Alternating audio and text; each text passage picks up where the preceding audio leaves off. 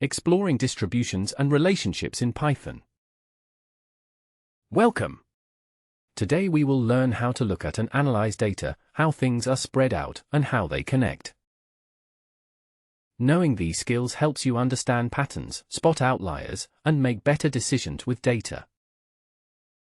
We will use easy Python tools, beginner tips, and real data examples. Let us get started. Running the cell now. Try typing the title yourself and say aloud what you are most curious about today. We will create a list of numbers to show test scores from a small class. This list is called scores, and each item is a student's test score.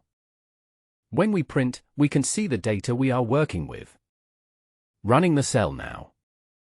Notice how you can collect real data, like scores, in lists. Try changing a score or adding your own. Remember to subscribe if you want more beginner tips like this. Now we want to see how low and high the scores go. The minute function finds the smallest score. The max function finds the biggest score. Printing both helps us know the range of data. This range shows the spread of our scores. Running the cell now. Practice. Try using minute and max with your own data list. What is a distribution? In data, distribution means how values are grouped or spread out. For example, are most test scores high, low, or in the middle? Understanding distribution helps you find trends and unusual points. Running the cell now. Say out loud what you think the word a distribution means, just like you would teach a friend. The average shows us a typical score for our group. We add up all the scores and divide by the number of scores. Printing the average helps us find what is usual in our data. Running the cell now. Can you change a score and see what happens to the average? Now, let us find the median. Median is the number in the middle when scores are ordered. We sort the scores from smallest to largest. Count how many items there are. If there are an odd number of scores, pick the middle one. That is the median for odd lists. If there are an even number, take the two center values. Add them and divide by 2 for the median. Printing the median shows whether data is centered or skewed. Running the cell now. Practice. Try changing the list and see if the median changes. Standard deviation tells us how spread out the scores are, or how much they vary from the average. We use a math function for this, called math. The mean is the average we found earlier. Variance calculates the average squared difference from the mean. Taking the square root gives us the standard deviation. The bigger the number, the more spread out the scores. Printing this value gives a sense of the spread in our data. Running the cell now. Try looking at your scores. If you add a very big or small value, does the standard deviation grow? Visualizing distributions without graphs. Sometimes, just printing data in order helps. If you understand the spread in numbers, you can make smart guesses, and you do not need fancy graphs for that. Running the cell now. Can you sort and print your own list below and see the effect? By sorting and printing scores, you get a feel for where most values sit and where the outliers are. You can quickly spot if most scores are high, low, or in the middle. Running the cell now. Type out your sorted list and look for gaps or groups. What do you notice?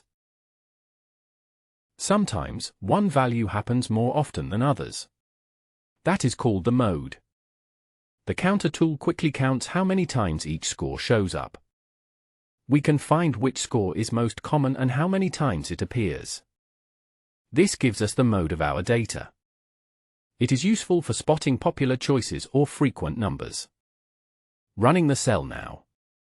Try editing the scores list to see if a new mode appears. What about relationships? A relationship in data means one value changes as another does. For example, maybe higher hours studied leads to higher test scores. We look for patterns between two sets of data to see if they might connect.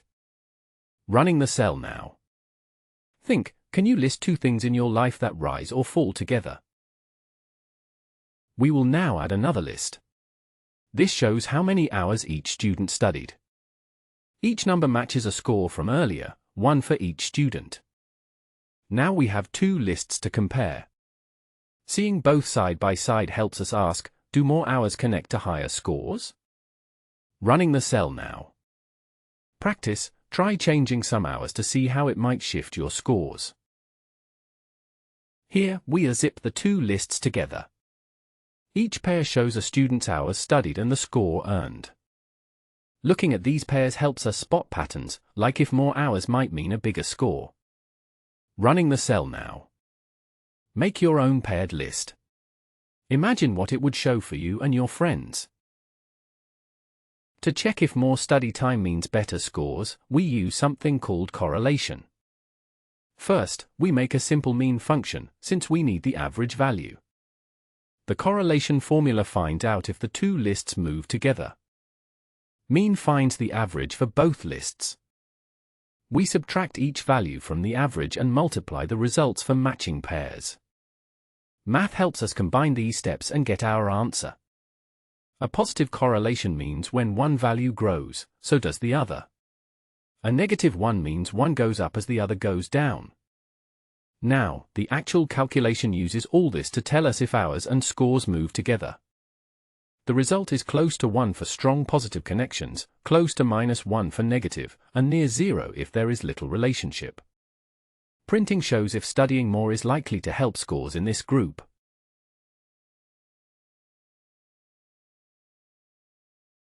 Running the cell now. Try making a new list with different numbers and see how the correlation changes. Sometimes, users might make mistakes when choosing which data to look at. Here we ask for a student number. We turn that answer into a number with int. We use try and except to catch problems, like typing a word by accident or entering a number out of range. If it works, you see the student's score. If it does not, you get a friendly message instead of an error. This keeps your program from crashing. Running the cell now. Practice, what message shows if you enter a wrong number? Like what you see. Please remember to like, comment, or subscribe if this is helpful. Sometimes you need to correct data. Here, we change the first student score. Printing before and after shows exactly how lists change when we update values. This helps you make fixes or corrections based on new information. Running the cell now. Try changing other scores to see how your calculations might be different. When you remove a value, your data changes, and analysis results change, too. The pop function takes out the last score and lets us know what it was. The next print shows what is left in our list. Always be careful removing data, make sure it is what you want. Running the cell now. Try removing a score partway through your work and calculate a new average. Python has a built-in tool called statistics. It makes calculating things like mean quick and easy. Here, we use its mean function to get the average with one line. This saves time compared to writing our own. Running the cell now. Look up other functions in statistics, like median or mode. We can use a loop to check every score and find the ones above a certain number. If a score is over 90, we add it to a new list called high_scores. Loops help us go through lists quickly, even when there are lots of items. The new list shows who has especially strong results. Running the cell now.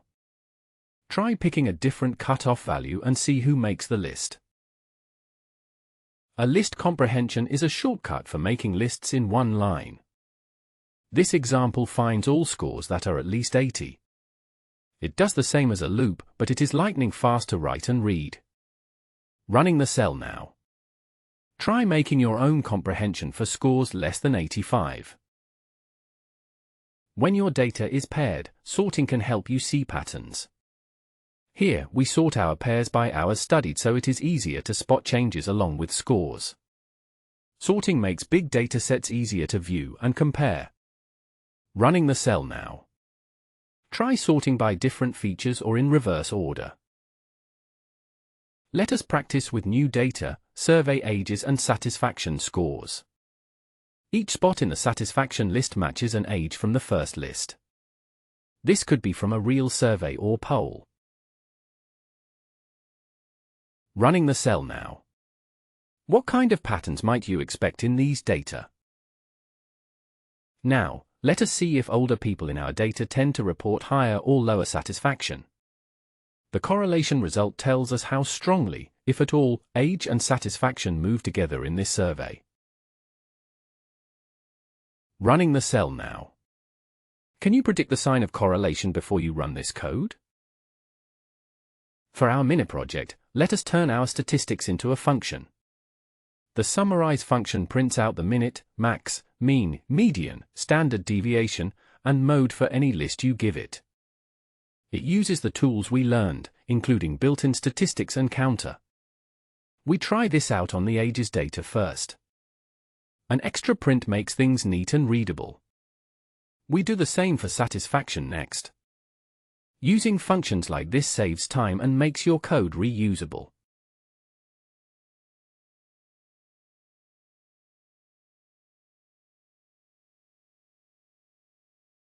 Running the cell now. Challenge: try using summarize on your own data sets. What surprises do you find? Now, let us let users try with their own data. We ask the user to type numbers separated by spaces. The code turns their answers into a list of numbers. We print the clean data so you can check your input. Then, we use the summarize function to show full statistics right away. Running the cell now. Enter some numbers you care about, scores, spendings, anything. See what the summary tells you. For huge datasets, NumPy is a powerful package.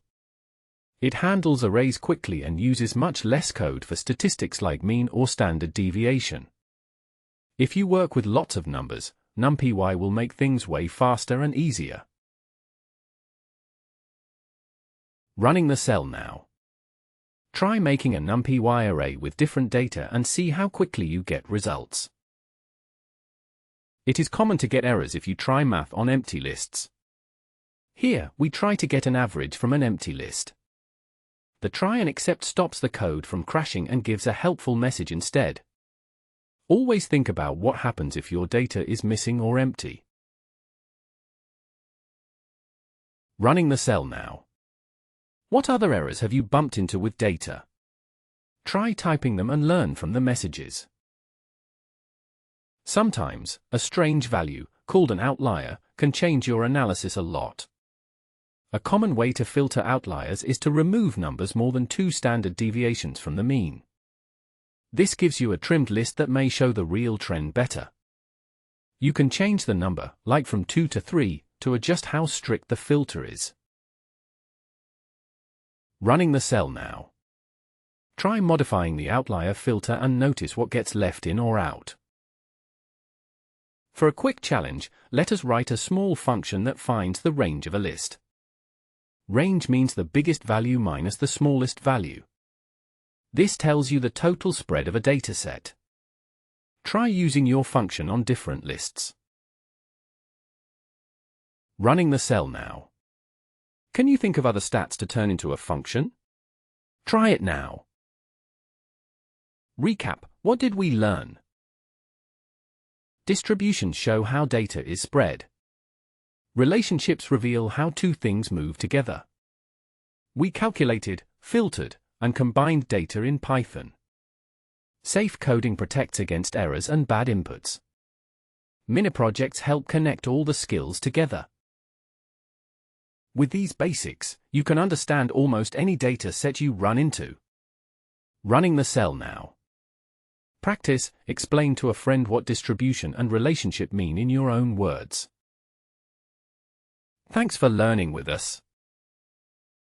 If you like this lesson on analyzing distributions and relationships in Python, please like the video, comment and tell us what you built. Subscribe for more Python basics. Share with your friends who want to learn data skills. Keep exploring, there is so much you can do with data and Python. Running the cell now.